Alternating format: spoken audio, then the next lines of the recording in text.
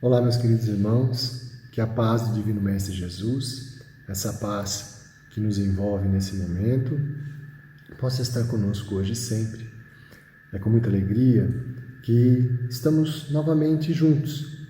Infelizmente, não podemos estar fisicamente por questões de saúde, porém, em pensamento, unidos em espírito, estamos aqui para compartilhar com os irmãos reflexões preciosas sobre o Evangelho de Jesus à luz da doutrina dos Espíritos.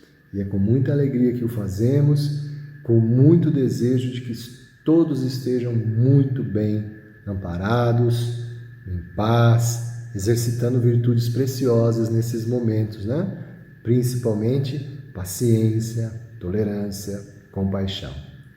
Então, antes de nós iniciarmos as nossas reflexões, eu gostaria de convidar os irmãos, mesmo em pensamento, que nós nos unamos para agradecer ao Mestre, agradecer ao Criador a oportunidade de aqui estarmos reunidos para reflexões preciosas sobre os seus ensinamentos e que possamos absorver o máximo de conteúdo para nos auxiliar na nossa jornada, não é verdade? Então, eu vou convidar a todos para que em pensamento nos unamos e direcionemos ao Pai a nossa oração de agradecimento pelo dom da vida, por aqui estarmos protegidos e amparados sobre o manto do seu Evangelho. Pai nosso que estais nos céus, santificado seja o vosso nome. Venha a nós o vosso reino. Seja feita a vossa vontade, assim na terra como nos céus. O pão nosso de cada dia nos dai hoje. Perdoai nossas ofensas, como perdoamos aqueles que nos tenham ofendido. E não nos deixeis cair em tentações, livrai-nos do mal, que assim seja. Bem, meus queridos irmãos, hoje nós gostaríamos de conversar sobre um tema que é muito difícil às vezes de se abordar, não só na casa espírita, mas em todas as conversas, em todos os ambientes em que se faça presente esse assunto. Ele é tratado às vezes com muitas ressalvas, com cautelas e às vezes alguns tabus, né? Mas é um assunto de tamanha importância. E tanto é que no mês de setembro, por questões até de política de incentivar o combate a essa prática, né? Estipulou-se o Setembro Amarelo para fazer a campanha de preservação da vida, de combate ao suicídio, elegendo inclusive o dia 10 de setembro como o Dia Mundial de Combate ao Suicídio. Então a proposta de hoje é nós refletirmos sobre a maior dádiva que Deus nos concede, a dádiva da vida, e o quão perigosa é essa prática de dar cabo à nossa existência corporal. Então as reflexões de hoje serão sobre esse tema e nós vamos tentar verificar como que o Espiritismo pode nos ajudar a compreender essa situação, mas acima de tudo, como ele pode nos ajudar a combater esse tipo de atitude equivocada. Primeiramente, nós gostaríamos de trazer alguns dados que devem ser de conhecimento da maioria dos irmãos, pois é um estudo que foi divulgado há muito tempo já, e já é do conhecimento bem amplo, divulgado, ainda mais que nós temos hoje a tecnologia à disposição. Um estudo realizado com coleta de dados em 2012 pela Organização Mundial de Saúde, com uma publicação oficial em 2014 sobre esses resultados e outra publicação revisada em 2018. É um estudo aprofundado, as estatísticas sobre o suicídio no mundo. E foi impressionante esse documento, porque ele nos trouxe uma realidade que às vezes passava a ser desapercebida por conta dos tabus envolvendo essa temática. Houve um tempo em que se pensava que falar sobre suicídio era uma maneira de incentivar essa prática. Então, às vezes, dificultava-se o acesso a essa informação, que era justamente para inibir essa prática. Até mesmo recorrendo a um caso que ficou conhecido na história, né, por conta de uma publicação de Goethe, onde ele escreveu sobre um romance, né? Um drama, vamos dizer assim, o sofrimento do jovem Werther, em que o personagem acaba por uma desilusão amorosa tirando a sua própria vida. E isso foi em 1774. E depois da publicação dessa obra, muitos que se viam envolvidos em situações semelhantes acabaram utilizando o mesmo método que foi descrito pelo personagem para tirarem as suas vidas. E isso ficou conhecido mundialmente como o efeito Werther, por conta do personagem. Então gerou-se uma série de dificuldades de se trabalhar esse tema, achando que a sua divulgação, a conversa sobre o tema, poderia incentivar alguns que estavam com essa tendência a praticar. Porém, isso hoje já é consenso pela própria Organização Mundial de Saúde, que é um tema que tem que ser muito bem debatido, estudado, conversado com a população de uma forma geral. Tanto é que esse documento que citei acaba por enquadrar o problema do suicídio como um problema de saúde pública. E o Ministério da Saúde aqui no Brasil, reconhecendo a validade desse documento, também publicou uma série de documentos prestando orientações à população, formas de se combater essa prática, dando uma série de recursos a todos nós para sermos mais diligentes, observarmos mais os fatores de risco que podem levar a essa prática, fazendo com que cada um de nós tenhamos ferramentas capazes de auxiliar aquele irmão que tanto precisa de ajuda. Aquele relatório nos disse que mais ou menos uma morte provocada por suicídio ocorre a cada 40 segundos. Então, nós estamos falando aqui há mais ou menos 7 minutos. Então, nós podemos pensar aqui que foram praticamente 8, quase 10 mortes aconteceram nesse intervalo, enquanto a gente está aqui conversando por conta do suicídio. E o que é mais espantoso, esse mesmo relatório alerta que de cada 10 casos, 9 poderiam ter sido evitados, ou seja, uma percentagem de 90% dos casos, se tivéssemos observado aquelas dicas que aquele documento nos forneceu, poderiam ter sido evitados. Se aquelas pessoas que cometeram esse ato impensado, equivocado, tivessem sido acolhidas, tivessem recebido o tratamento adequado, muito provavelmente teriam sido exitosas nesse tratamento e teriam desistido de tomar essa atitude.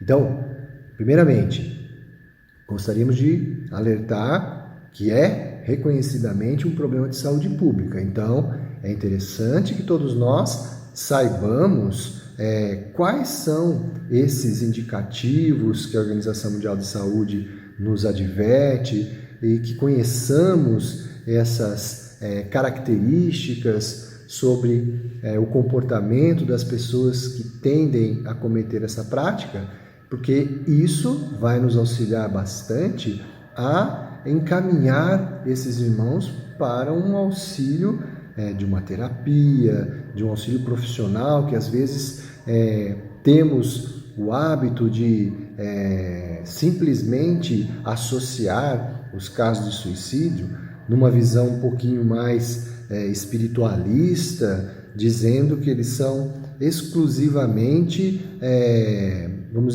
dizer, incentivados por entidades espirituais, quando na verdade há uma série de patologias que podem levar ao suicídio e que a prevenção no tratamento de saúde pode, sem dúvida nenhuma, auxiliar esses nossos irmãos a não cometer esse ato.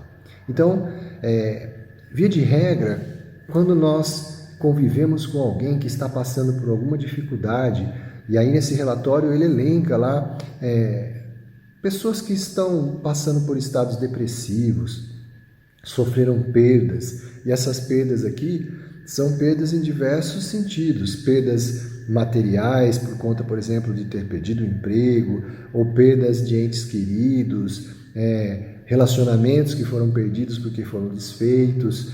Todas as pessoas que parecem não enxergar mais um sentido para a sua vida e começam a usar frases de efeito, que a vida não vale mais a pena, que gostaria de ter coragem de tirar sua própria vida. Quando vem uma notícia de alguém que se suicidou, simplesmente fala, eu queria ter a coragem que essa pessoa teve. E principalmente aqueles casos em que aqueles irmãos já de alguma forma tentaram dar cabo à sua existência encarnatória, a reincidência é muito grande. Então, estar atento a esses sinais.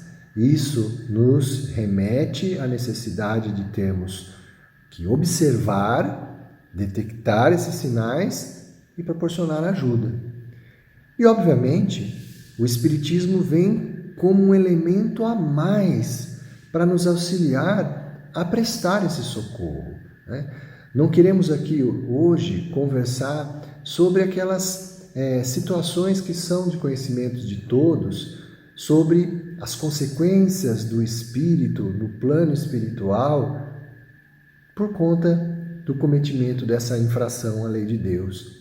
Não queremos aqui, de forma alguma, tecer aqueles cenários que são, às vezes, monstruosos, né? Desesperançosos. Não.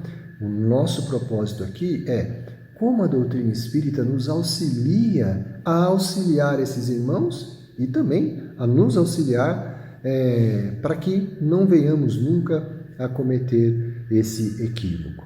Tá? Como é então que o Espiritismo, os ensinamentos cristãos, de uma forma geral, nos auxiliam nisto? O Livro dos Espíritos reserva uma parte específica para falar sobre esse tema. Lá na quarta parte do Livro dos Espíritos, que trata das esperanças e consolações, existe um tópico reservado só para essa temática do desgosto da vida e suicídio. Entre as questões 943 até 957, Kardec reserva simplesmente esse tema para perguntar o que seria a causa desse desgosto da vida, as consequências para o espírito que pratica o suicídio. Então, são bem questões técnicas. Mas nós gostaríamos de lembrar aos irmãos, bem antes dessas questões 947 em diante, lá na segunda parte ainda do Livro dos Espíritos, Kardec, quando está tratando do tema do retorno à vida corporal, principalmente na parte que ele fala da união do espírito com o corpo, quando retorna à experiência encarnatória, ele faz uma questão que a resposta nos dá bem a chave da compreensão do porquê que um espírito chega a tomar essa atitude. E como já disse Jesus lá no Evangelho de João, lá no seu capítulo 8, versículo 32, o famoso versículo, né? Conhecereis a verdade e ela vos libertará. A proposta dos ensinos do Evangelho e a interpretação facilitada da doutrina dos Espíritos nos auxilia a compreender o verdadeiro sentido da nossa existência, o verdadeiro sentido das nossas expiações e assim nos facilita suportá-las.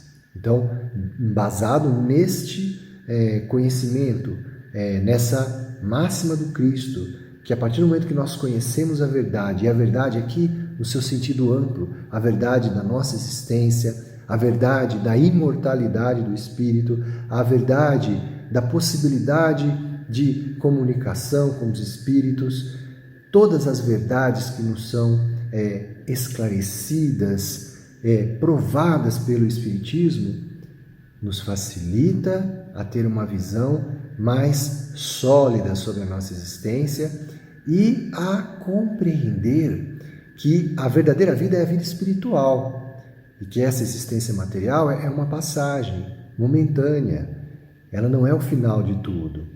O Espiritismo vem, como Consolador prometido, combater aquela doutrina nihilista, a doutrina do nada, a doutrina exclusivamente materialista, que a nossa existência é única e exclusiva esta.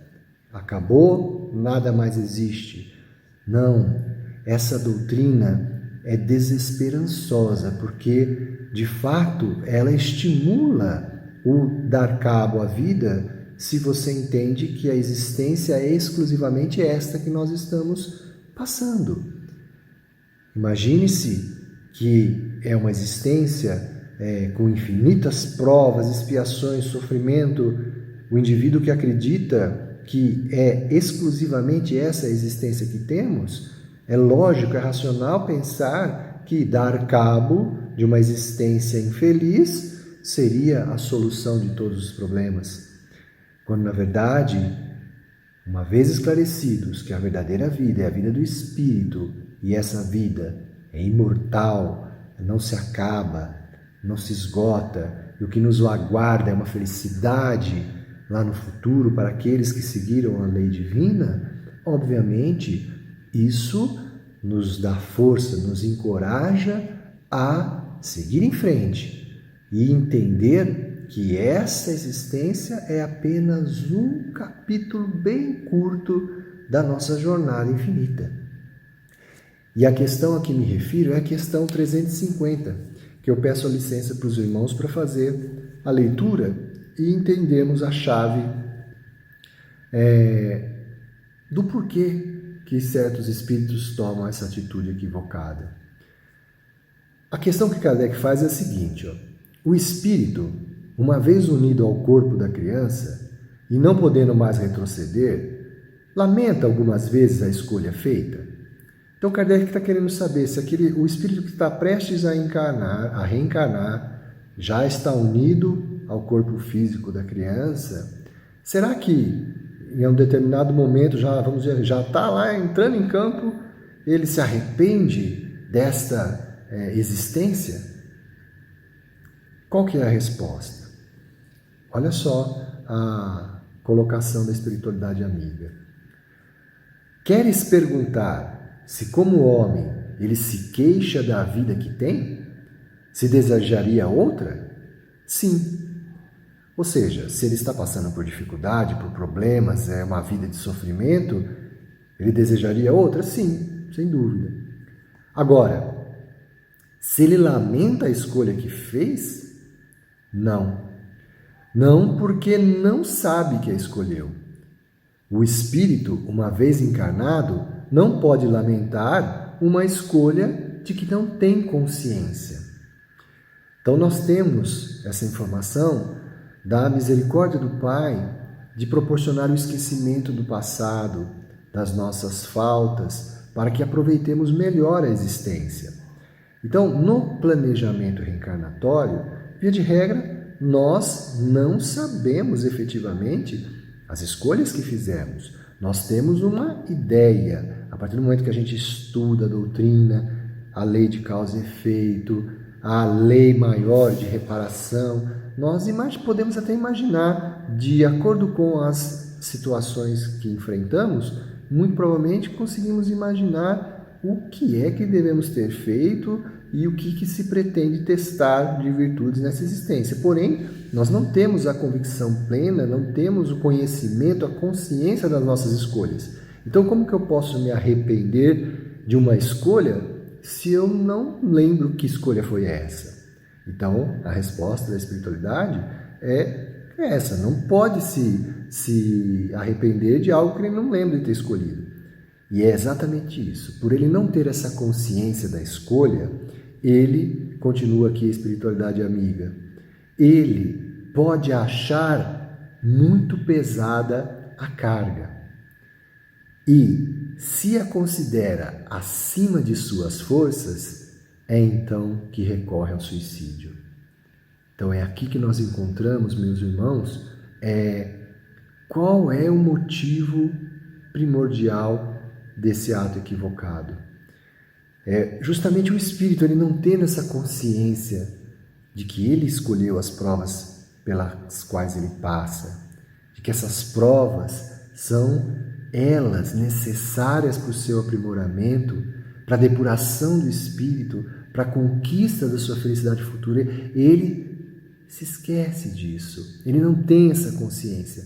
E aí que entra o Espiritismo como doutrina consoladora. Ele nos dá os elementos suficientes para adquirirmos essa consciência de que nós escolhemos essas provas.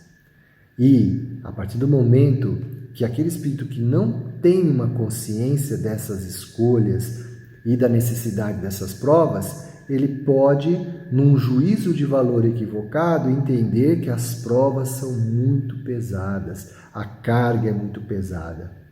E quando ele chega a essa conclusão, ele acaba dando cabo da sua existência. Então o Espiritismo vem para nos aclarear, nos fazer acessar as leis divinas em nossa consciência e nos recordar que as provas, as dificuldades pelas quais estamos passando e às vezes julgamos pesadas demais, via de regra, são as nossas escolhas.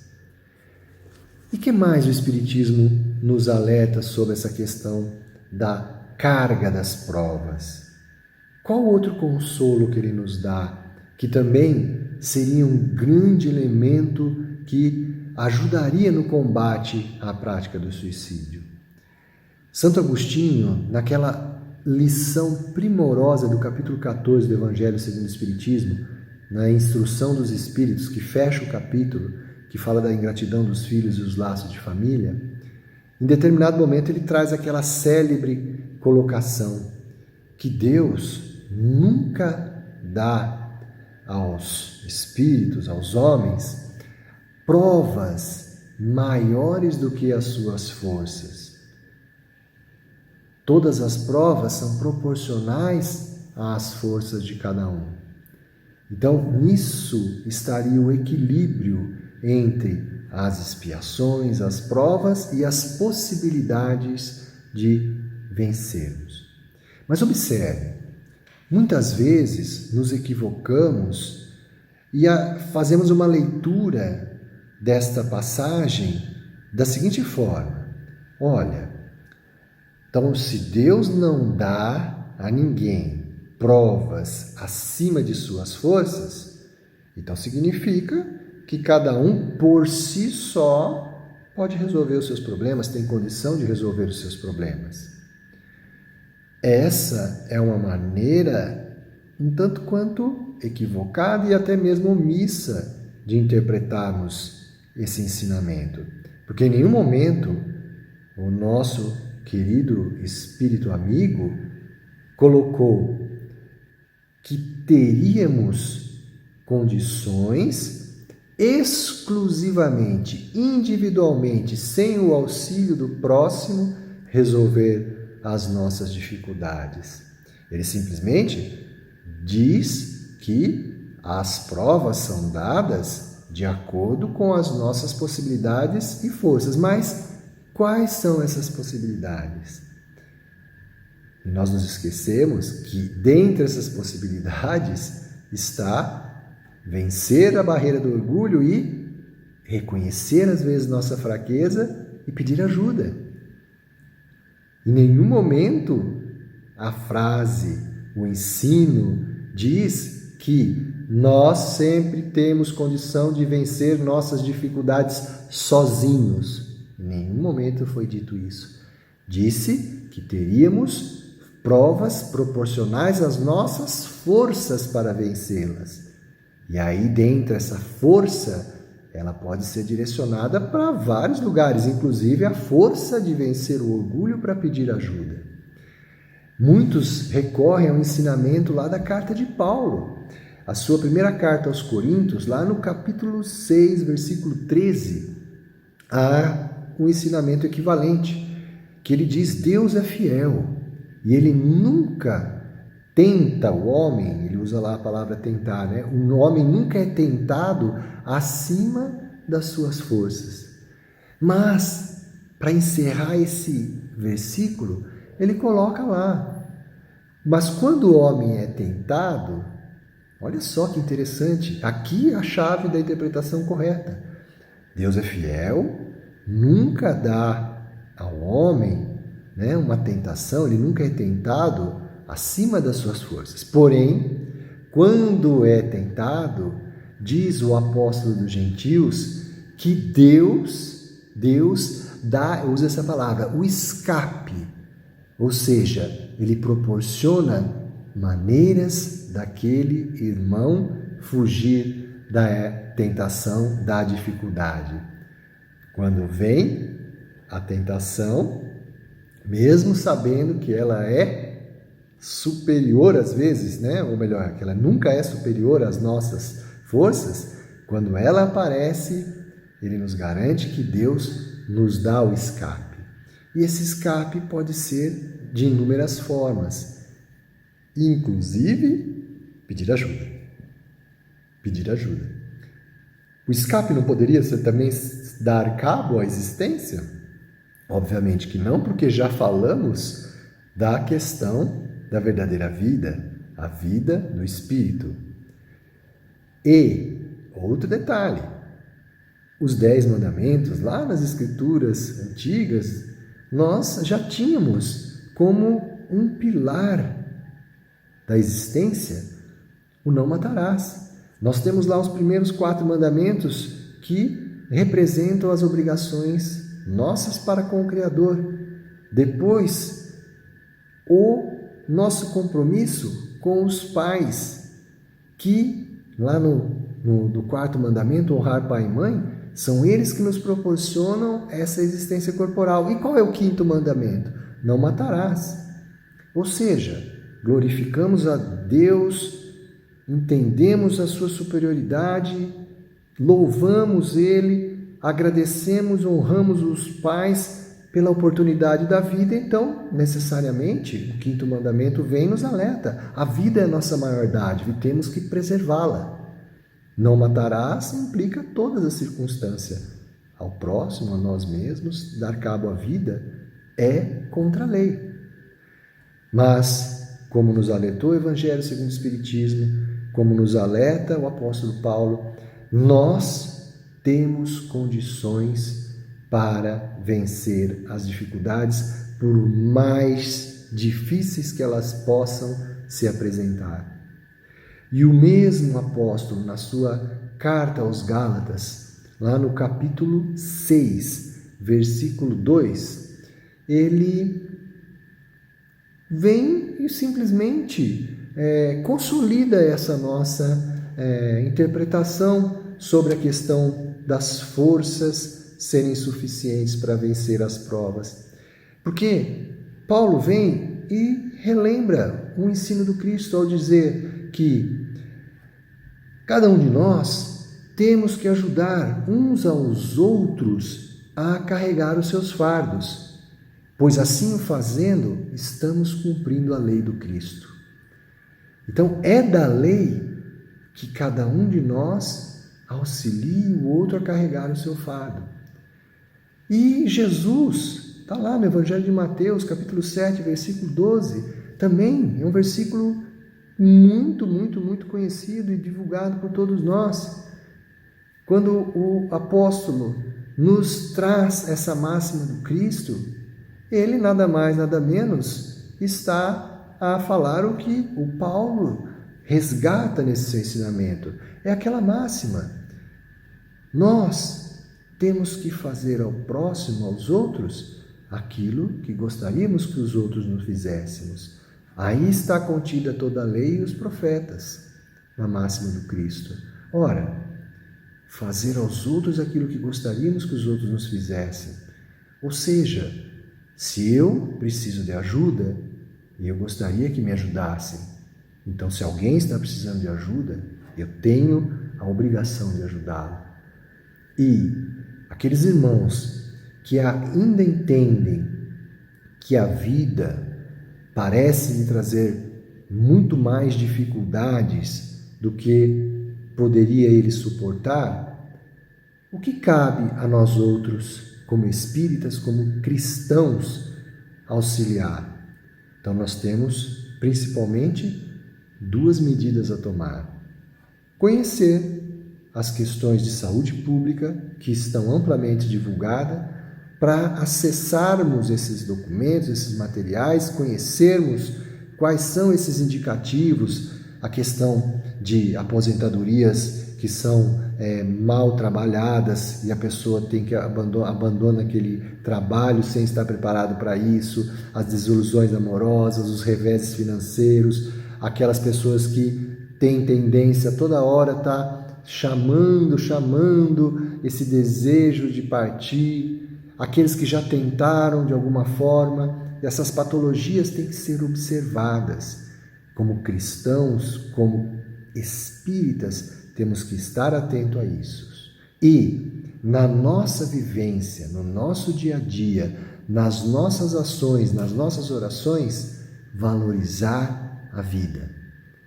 Colocar as lições do Evangelho, colocar as lições do Novo Testamento de forma clara, lógica, racional, mostrando a todos que vale a pena viver. A vida sempre foi a melhor escolha. A vida sempre será a melhor escolha. Os reveses que aqui se aparentam são pequenos diante da nossa eternidade, da nossa imortalidade. Quando nós tomamos essa consciência, como está lá na questão 350, se a gente não tem a consciência, pode julgar que a vida é difícil, a prova é mais pesada que as nossas forças. Porém, entendendo que somos espíritos imortais, estamos vivendo uma experiência encarnatória, mas a verdadeira vida é a vida do espírito, nós entendemos que aqui estão as oportunidades de crescimento, de vencer os nossos maus hábitos, as nossas más inclinações, nos tornarmos espíritos melhores. E isso só conseguiremos sendo experimentados. E essas dificuldades não vêm para nos derrubar, para nos colocar em situação pior do que estamos, e sim, vêm elas como oportunidades para o nosso melhoramento. Quando se desperta essa consciência, o valor que damos a essa existência, ele acaba sendo muito, muito, muito grande. E, uma vez compreendido que a vida é a melhor escolha, porque é nela que encontraremos as oportunidades de crescer, não dá mais aso para a prática do suicídio. Então, meus queridos irmãos, para encerrar as nossas reflexões da noite, do dia, da tarde, seja a hora que for, não há especificamente um dia, uma hora, um momento para estarmos atentos a esses comportamentos, a essas dificuldades dos nossos irmãos e nossas mesmo. Nós temos que estar atento todos os dias, a todos os momentos, em todas as horas, e não exclusivamente no mês que se tem uma campanha educativa ou um dia específico em que é voltado para o combate à prática do suicídio. Não. Jesus já nos alertou na sua máxima, o orai e vigiai. Vigiemos, estejamos atentos. Como Paulo nos alertou na sua carta aos Gálatas, lembremos que ajudar o outro a carregar o seu fardo é da lei do Cristo, é o que se espera de nós. Então, também nisso se pede que nós sejamos vigilantes, cumpramos a nossa parte, auxiliemos o próximo, lembrando que há sim recursos de ordem terapêutica e espiritual para auxiliar esses nossos irmãos, dando a eles essa completa certeza de que a dificuldade é passageira, a vida verdadeira, ela sim que vale a pena ser vivida, a vida do Espírito. Os sofrimentos de agora são só degraus que são colocados para nos ajudar a atingir essa felicidade futura. Então, meus irmãos, eu agradeço a atenção de todos e convido agora para que, em pensamento, elevemos ele ao nosso Pai, em forma de oração, agradecendo a oportunidade que tivemos de termos essas reflexões, que possamos estar atentos e vigilantes a irmãos e a nós mesmos, em situações vulneráveis, principalmente nesse momento de isolamento social, em que muitas pessoas têm intensificada essas ideias de sofrimento, de provas acima das forças, que elas possam ser inspiradas pelos bons exemplos e que saibam valorizar a vida, e que nós desempenhemos o nosso papel de espíritas cristãos para estarmos atentos às necessidades desses nossos irmãos e auxiliá-los sempre como gostaríamos que fôssemos auxiliados. Obrigado, Senhor. Receba a nossa oração de agradecimento quando te dizemos: Senhor Deus, Pai dos que choram, dos tristes e dos oprimidos, fortaleza dos vencidos, consolo de toda dor. Embora a miséria amarga do pranto de nossos erros, neste mundo de desterro, clamamos por teu amor. Nas aflições do caminho, nas noites mais tormentosas, vossa fonte generosa é o bem que não secará. Sois em tudo a luz eterna, da alegria e da bonança, a nossa porta de esperança que nunca se fechará. Quando tudo nos despreza, nesse reino de iniquidade, quando vem a tempestade sobre as flores da ilusão, ó Pai, sois a luz divina, a canção da certeza, vencendo toda aspereza, vencendo toda aflição. E no momento de minha morte, no abandono, no sofrimento, trazei-me esquecimento da dor, da sombra e do mal. E no momento derradeiro, que eu veja a luz da vida, transformada e redimida na luz eterna e imortal. Deus abençoe a todos, muito obrigado e até o próximo encontro, se Ele assim nos permitir.